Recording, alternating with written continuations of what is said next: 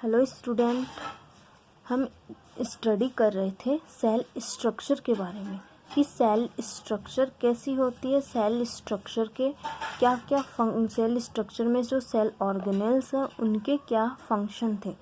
तो हमने सेल को 3 पार्ट में डिवाइड किया था, cell membrane, cytoplasm and nucleus. Cell membrane क्या होती है? Every cell organism surrounded by a thin membrane is called cell membrane. कि every organism surrounded by a thin membrane is called cell membrane. कि कोई भी organism है वह एक पतली झिल्ली से घिरा होता है, उसे सेल मेम्ब्रेन कहते हैं। उसके बाद में हमने सेकंड स्टडी की थी साइटोप्लाज्म। साइटोप्लाज्म क्या है? Cytoplasm it is a fluid jelly like fluid which present into nucleus and cell membrane. Cytoplasm क्या होता है कि यह एक जेली लाइक फ्लूइड होता है जो कि न्यूक्लियस एंड साइटोप्लाज्म के बीच में प्रेजेंट होता है। अब थर्ड हम स्टडी करेंगे न्यूक्लियस। न्यूक्लियस कैसा होता है, न्यूक्लियस के क्या फंक्शन होते हैं, न्यूक्लियस में क्या क्या प्रेजेंट होता है। तो न्यूक्लियस को मेनली 4 पार्ट में डिवाइड किया गया है, न्यूक्लियर मेम्ब्रेन, न्यूक्लियोप्लाज्म, न्यूक्लियोनस और क्रोमेटिन मटेरियल। तो न्यूक्लियस को कितने पार्ट में डिवाइड किया गया है? 4 पार्ट में, nuclear membrane, nucleoplasm, nucleolus and chromatin material. तो फर्स्ट न्यूक्लियर मेम्ब्रेन क्या होती है? जैसे कि सेल के आउटर लेयर को हमने सेल मेम्ब्रेन कहा था, वैसे ही जो न्यूक्लियस होता है उसकी जो आउटर मेम्ब्रेन होती है वह सेल मेम्ब्रेन कहलाती है। कि इस न्यूक्लियर मेम्ब्रेन क्या होती है कि जो न्यूक्लियस है उसके चारों तरफ एक लेयर प्रेजेंट होती है, उसे हम न्यूक्लियर मेम्ब्रेन कहते हैं। नेक्स्ट है न्यूक्लियोप्लाज्म। न्यूक्लियोप्लाज्म क्या है? जैसे कि सेल में एक जेली लाइक फ्लूइड प्रेजेंट था जिसे हमने साइटोप्लाज्म नाम दिया था, वैसे ही जो न्यूक्लियस होता है, न्यूक्लियस में एक फ्लूइड प्रेजेंट होता है, उस फ्लूइड को बोला जाता है न्यूक्लियोप्लाज्म। नेक्स्ट है न्यूक्लियोलस। कि न्यूक्लियस के अंदर एक स्फेरिकल बॉडीज प्रेजेंट होती है जिसे कि न्यूक्लियोलस कहा जाता है। इस फोर्थ है क्रोमेटिन मटेरियल। कि इनमें क्रोमेटिन मटेरियल प्रेजेंट होता है। क्रोमेटिन मटेरियल है जैसे कि हमारे शरीर में क्रोमोसोम्स प्रेजेंट होता है जो जेनेटिक करेक्टर को ट्रांसफ़र करने में हेल्पफुल है। जैसे हमारे पेरेंट्स के करेक्टर है वो हमारे अंदर ट्रांसफ़र होता है, तो उनका मेन रोल होता है वह क्रोमेटिन मटेरियल पे ही डिपेंडेड है। तो जो क्रोमेटिन मटेरियल है वह डीएनए और हिस्टोन प्रोटीन से मिलके बने होते हैं। क्रोमेटिन मटेरियल किस किस से बने होते हैं? डीएनए एंड हिस्टोन प्रोटीन, जो कि जेनेटिक हमारे जितने भी जेनेटिक करेक्टर हो उनको ट्रांसफ़र करने में हेल्पफुल होते हैं। Nucleus is the most important part of the living cell. जो न्यूक्लियस है वह लिविंग सेल के अंदर मोस्ट इम्पोर्टेंट पार्ट होता है। It is generally spherical and located in the centre of the cell. जो न्यूक्लियस होता है वह हमेशा स्फेरिकल होता है, मतलब राउंड शेप होता है, गोलाकार होता है। And located in the centre of the cell, और जो सेल होती है उसके सेंटर पार्ट पे प्रेजेंट होती है। न्यूक्लियस कैसी स्ट्रक्चर होती है? स्फेरिकल स्ट्रक्चर होती है, गोलाकार स्ट्रक्चर होती है, जो कि सेंटर ऑफ द सेल में के बीच में लोकेटेड होती है। अब नेक्स्ट है nucleus has the following 4 part. की न्यूक्लियस को 4 पार्ट में डिवाइड किया गया है। जो पहले बताया है nuclear membrane, nucleoplasm, nucleolus, chromatin material. तो अब इनकी हम डिस्क्राइब में स्टडी करेंगे। तो फर्स्ट है न्यूक्लियर मेम्ब्रेन। न्यूक्लियर मेम्ब्रेन क्या होगी? Nucleus is separated from the cytoplasm by a double membrane called the nuclear membrane. जो न्यूक्लियस है, जैसे कि ये साइटोप्लाज्म है, साइटोप्लाज्म में न्यूक्लियस है वह डबल मेम्ब्रेन के द्वारा साइटोप्लाज्म से सेपरेट होता है, उसे न्यूक्लियर मेम्ब्रेन कहा गया है। वापस देखना, nucleus is separated from the cytoplasm by a double membrane is called nuclear membrane. जो न्यूक्लियस है वह साइटोप्लाज्म में डबल मेम्ब्रेन के द्वारा सेपरेटेड होता है, जिसे कि न्यूक्लियर मेम्ब्रेन कहा जाता है। These membrane allow the movement of selected material between cytoplasm and nucleus।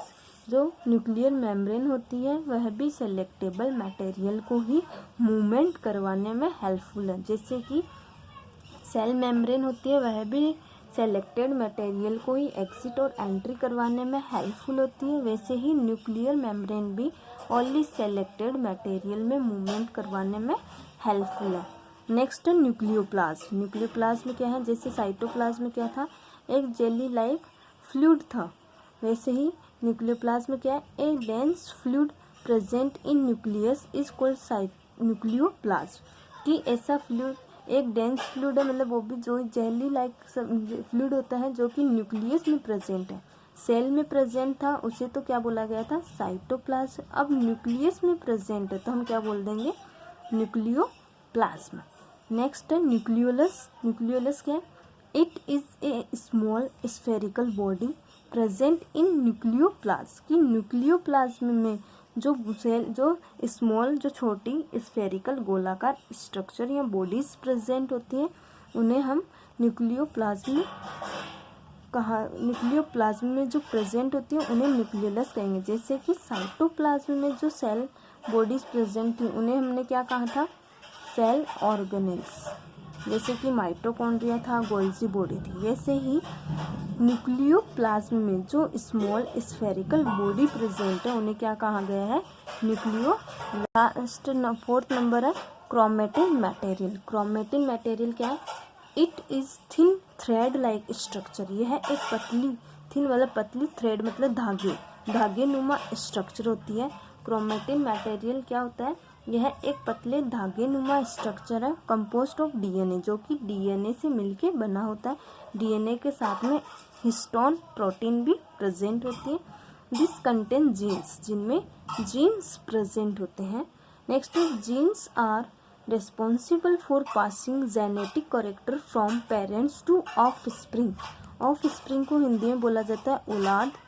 की जो जेनेटिक कैरेक्टर होते हैं उनको अपने पेरेंट्स से ऑफ स्प्रिंग में मतलब अपनी औलाद में ट्रांसफ़र करने में जो जीन है वह रिस्पॉन्सिबल होता है। कि जीन के द्वारा ही हमारे पेरेंट्स के जो करैक्टर है वह उनके चाइल्ड में मतलब उनके बेबी में या उनके ऑफ स्प्रिंग में ही ट्रांसफ़र होता है।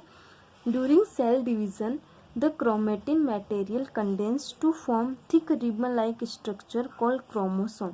जो अगर जब सेल डिवीज़न होगा तो ये जो क्रोमेटिन मटेरियल थी, जो धागे नुमा स्ट्रक्चर थी, वह थिक हो जाएगी और रिबन लाइक स्ट्रक्चर का फॉर्मेशन करेगी, जिन्हें हम क्रोमोसोम कहते हैं। क्रोमोसोम को हिंदी में बोला जाता है गुणसूत्र। वापस से 1 मिनट क्रोमेटिन मटेरियल रिवाइज करवाते हैं। It is thin thread like structure. Chromatin material में यह एक थ्रेड लाइक मतलब धागे नुमा स्ट्रक्चर होती है, कंपोस्ट ऑफ डीएनए। यह मेनली डीएनए और इसके अलावा हिस्टोन प्रोटीन से मिलके बने होते हैं। दिस कंटेन जीन, जिनमें जीन्स प्रेजेंट होते हैं। जीन का क्या वर्क होता है, gene are responsible for passing genetic character from parents to offspring. Gene है वह जेनेटिक कैरेक्टर की जो आनुवांशिक, जेनेटिक कैरेक्टर का मीन्स होता है जो आनुवांशिक गुण होते हैं, मतलब हमारे पेरेंट्स में जो गुण है वह हमारे जो ऑफ स्प्रिंग है उनमें ट्रांसफ़र होते हैं, वह जीन के द्वारा ही किए जाते हैं।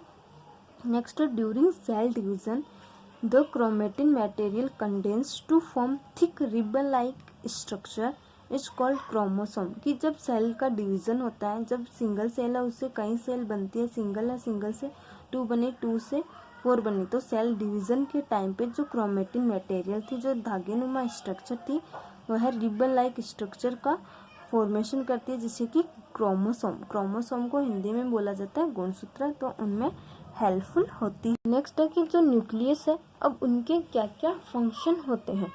तो first the nucleus control all activities of the cell. कि न्यूक्लियस के द्वारा सेल की जितनी भी एक्टिविटीज़ होती है उनको कंट्रोल किया जाता है। जैसे हमारी बॉडी में जो हमारा ब्रेन होता है वह हर एक्टिविटी को कंट्रोल करने में हेल्पफुल होता है, वैसे ही सेल है, सेल के की एक्टिविटीज़ को कंट्रोल करने के लिए न्यूक्लियस प्रेजेंट होता है, इसलिए न्यूक्लियस को सेल का ब्रेन भी कहा जाता है। Next it is responsible for passing genetic character from parents to the offspring. इसके अलावा जो न्यूक्लियस है, न्यूक्लियस का मेन फंक्शन ही हो गया कि पेरेंट्स के जो कैरेक्टर है उनको ऑफस्प्रिंग में ट्रांसफ़र करना। न्यूक्लियस का क्यों है, क्योंकि जो क्रोमेटिन मटेरियल होते हैं जो गुणसूत्र है या क्रोमोसोम है वह न्यूक्लियस में ही प्रेजेंट होता है। तो ये मेन फंक्शन हो गई।